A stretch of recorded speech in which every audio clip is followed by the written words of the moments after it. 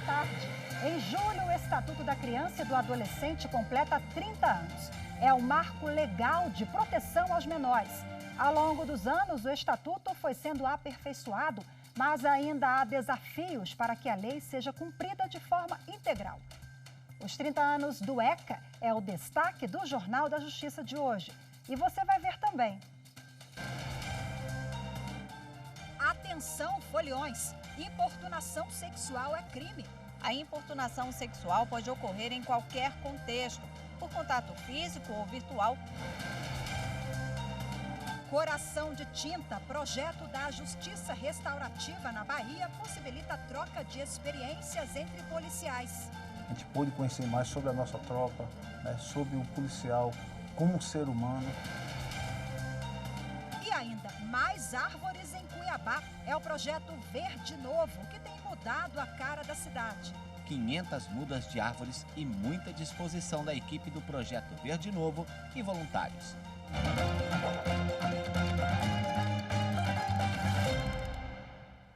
E o carnaval já começou. Essa época é normalmente associada à paquera, mas é preciso separar bem a brincadeira do abuso. Forçar qualquer tipo de contato pode caracterizar importunação sexual, com pena de 1 a 5 anos de prisão. O clima é de brincadeira, mas muita gente passa dos limites. A importunação sexual a mulheres é comum em eventos e shows. Eu estava andando em direção ao palco e 15 homens grandes me cercaram e eles disseram que eu não poderia sair daquele círculo enquanto eu não beijasse todos eles.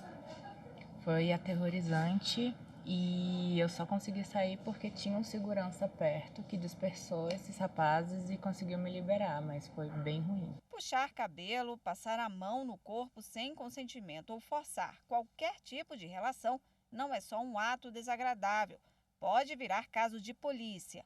Esse tipo de comportamento passou a ser crime em setembro de 2018, quando o ministro do Supremo Tribunal Federal, Dias Toffoli, enquanto presidente da República em exercício, sancionou a lei de importunação sexual com pena de 1 a 5 anos de prisão. Esses são inegáveis avanços e necessários avanços legislativos na proteção da mulher. A lei de 2018 faz distinção entre importunação sexual e assédio sexual, que tem previsão no Código Penal e exige uma situação de hierarquia entre vítima e agressor. A importunação sexual pode ocorrer em qualquer contexto, por contato físico ou virtual e não apenas em festas, mas é mais comum em grandes eventos como o carnaval. Os números do ano passado, primeiro em que a lei estava em vigor, já mostraram bons resultados. No Carnaval de Pernambuco, 8 ocorrências de importunação sexual foram registradas. 2 resultaram em prisão. Em Minas Gerais, foram 41 casos e 27 pessoas detidas.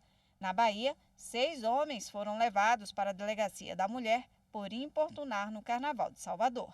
Antigamente, essas pequenas violações e perturbações da intimidade da vítima não eram tipificadas, então passavam aí impunes e a autoridade policial não tinha condições de reprimir esse tipo de crime, esse tipo de violação de ato ilícito.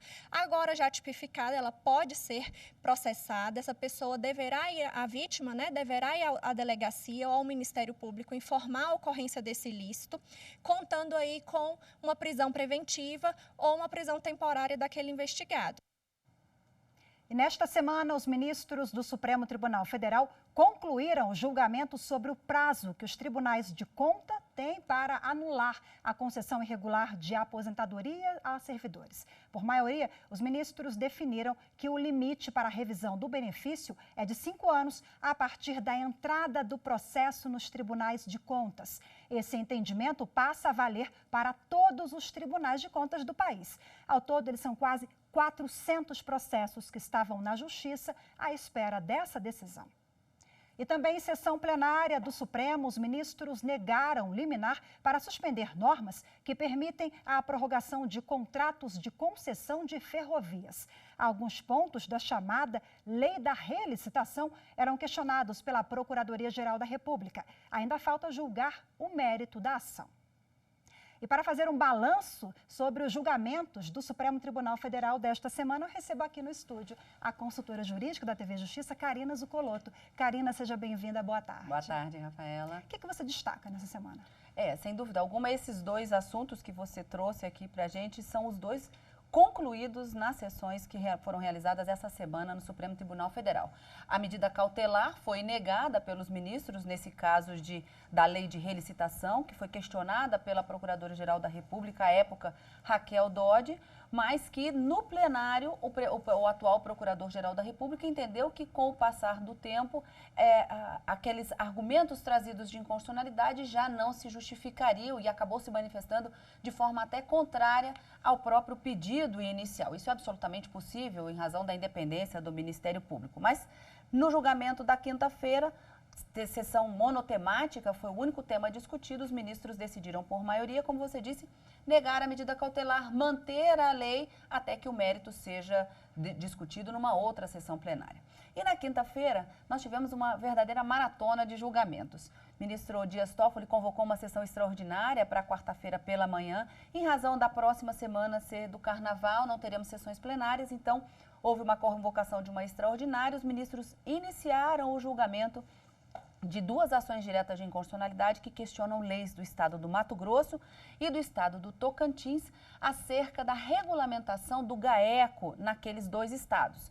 O GAECO é uma sigla que designa o Grupo de Atuação Especial de Combate ao Crime Organizado e ele é estruturado com membros do Ministério Público e a atuação da Polícia Civil e Militar e nessas leis, segundo um partido autor dessas duas ações, haveria algumas inconstitucionalidades em relação às atribuições concedidas ao Ministério Público. Diz que o poder de investigação criminal atribuído ao Ministério Público nessas duas ações não teria respaldo constitucional, que de acordo com o próprio orçamento do Ministério Público, do GAECO, estando vinculado ao Ministério Público, haveria de uma certa forma a criação de uma hierarquia entre Ministério Público e as polícias civis e militares, o que haveria de uma certa forma uma inconstitucionalidade, já que não poderia haver essa subordinação.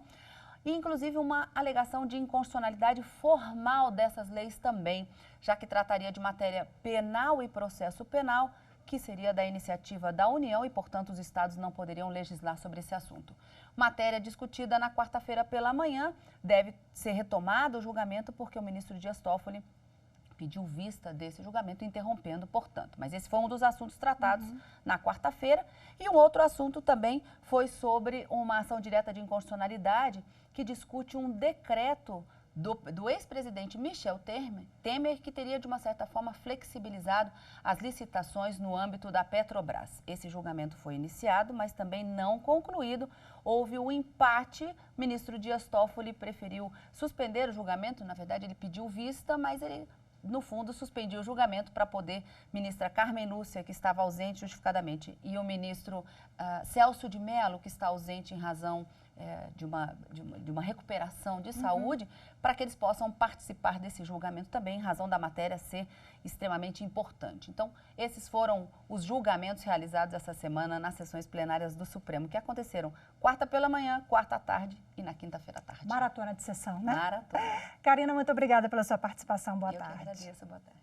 E no próximo bloco, os 30 anos do Estatuto da Criança e do Adolescente. O Jornal da Justiça volta em instantes. Continue com a gente. A justiça, para mim, é todo mundo ter acesso à saúde, à educação, né? Segurança, né?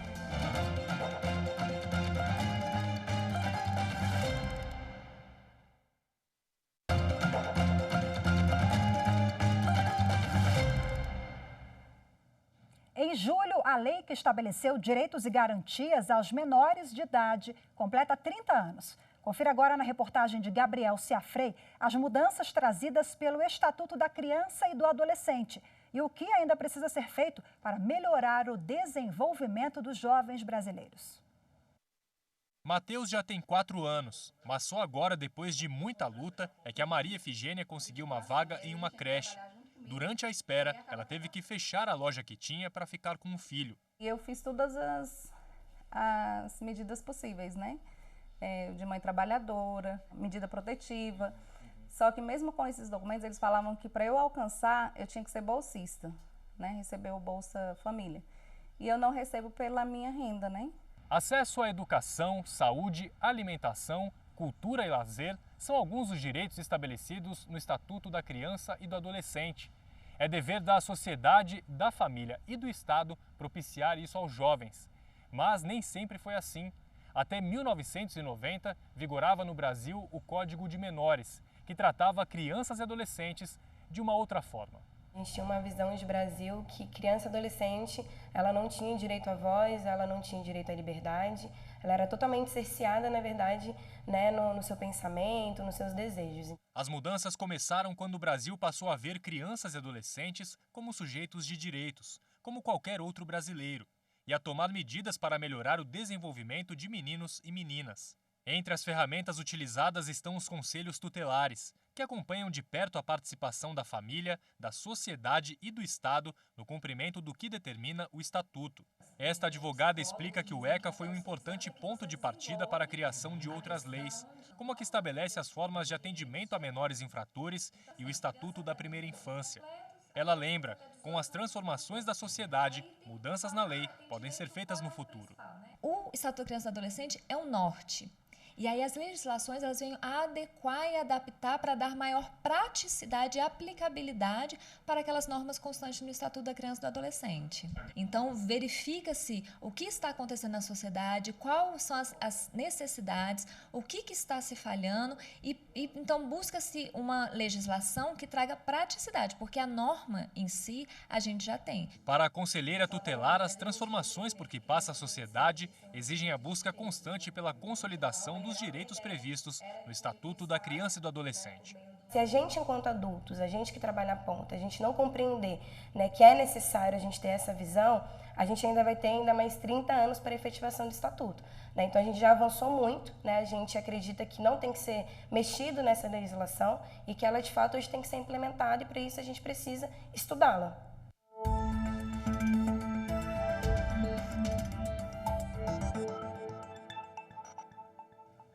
E para falar mais sobre o assunto, eu recebo agora aqui no estúdio o professor da disciplina de Direito da Criança e do Adolescente, Marlon Barreto. Seja bem-vindo, boa tarde. Obrigado, boa tarde. Bom, 30 anos, em 2020, nós tivemos avanços significativos e saímos da repressão para a proteção. Quais os avanços ao longo de 3 décadas? A gente considera que os avanços são muito significativos. Nós temos avanços importantes na área de saúde, desde o pré-natal até o reforço e a manutenção do maior programa de vacinação do mundo, né, que é o programa brasileiro. Infelizmente, nos últimos anos, nós temos tido alguns movimentos que têm ido contra um pouco o programa de vacinação, mas ele precisa ser fortalecido e precisa ser cada vez mais difundido e aplicado. Tem na área da educação, no campo social, na prevenção ao trabalho exploratório da criança e do adolescente.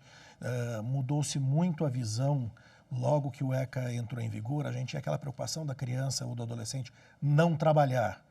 E hoje a gente já tem muitos programas e muitas ideias de avanço com o conceito de que o trabalho educativo, o trabalho educacional, às vezes é até mais importante do que a não atividade. Os programas de jovem aprendiz ou outros programas que inserem os adolescentes dentro do mercado de trabalho de maneira adequada. Que tem até uma idade mínima, né? Sim. A partir de 14 anos? Exatamente. Agora, eu queria que o senhor falasse da efetividade. Esse é um gargalo? É um problema muito sério. O ECA adotou um sistema conhecido internacionalmente como Doutrina da Proteção Integral. É um sistema que trabalha toda a estrutura preventiva e protetiva para mudar a realidade da criança e do adolescente e gerar uma geração com melhores condições de inserção na sociedade, de participação. Em vários países, onde a doutrina da proteção integral foi criada, nós tivemos primeiro as políticas públicas e depois o direito que regulamentou. No Brasil, nós seguimos o caminho inverso. Primeiro a gente fez a lei, sem mudar a sociedade. E aí a gente tenta mudar a sociedade pela força da lei. Isso leva mais tempo, isso gera muito mais reação, é complicado a gente confrontar uma nova maneira de pensar que é imposta por lei. Inclusive, nós temos um debate aí, né, sempre aquecido de tempos em tempos no parlamento em relação à redução da maioridade penal. É importante a gente entender que a redução da maioridade penal é um ponto dentro de um contexto muito maior. Por exemplo, a redução da maioridade penal pode provocar um efeito em cascata de uma série de outros direitos. Por exemplo, casar mais cedo é uma possibilidade, ou se submeter a trabalho exploratório com uma idade bem menor, ou ainda outros problemas que nós temos. Por exemplo, em alguns lugares do país, nós temos a questão da exploração sexual infantil. Se eu reduzo essa maioridade, não há mais crime contra a relação ou a exploração de quem já pode se autodeterminar. Quer dizer, abarca muita coisa, né? É muita coisa além do que o problema penal. O problema penal é só um dos aspectos da maioridade. Tivemos mudanças recentes no ECA. Na avaliação do senhor, precisamos avançar, ajustar em quais áreas? Tem muita coisa para ajustar ainda. Nós tivemos há alguns anos atrás a criação de um sistema que criou um padrão nacional da aplicação das medidas socioeducativas, chama SINASE. Ele já foi um avanço muito grande e, ultimamente, nós temos tido alguns outros avanços. Né? A questão, tivemos no ano passado a autorização de viagem e outras alterações. É um direito que está sendo construído, ele é um pouco mais dinâmico do que outros direitos, porque as bases dele são muito modernas. Então, ele ainda está em fase de estruturação e implementação. Rapidinho, para a gente finalizar a entrevista, cuidar das crianças e dos adolescentes é a prioridade no Brasil? Ou deveria ser? Com certeza deveria ser. Mas é prioridade? Ela é prioridade no sentido de que, desde o ECA, ele deixou de ser uma atribuição exclusiva da família e passou a ser uma atribuição participativa de toda a sociedade. Então, a gente precisa entender que não basta eu atribuir ao Estado ou ao governo a responsabilidade das ações. Todos nós temos que ter uma postura participativa no sistema. Quando você fala todos nós, todos os atores, é o quê? A família, a escola, o Estado? E, na verdade, somos todos nós, até na rua, no dia a dia. A gente, não que nós vamos pessoalmente transformar realidades, mas aquela ideia de que eu posso acionar os mecanismos que vão gerar alguma forma de proteção.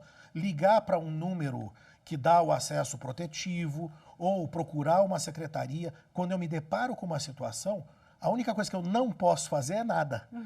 Não pode se omitir, né? É verdade. Fica a orientação aí, denuncie. Muito obrigada pela participação. Boa tarde. Eu que agradeço. E veja a seguir, na Bahia, policiais participam de projeto da Justiça Restaurativa. Eu explico melhor no próximo bloco. Até já. Justiça é fazer alguém pagar o que deve, né?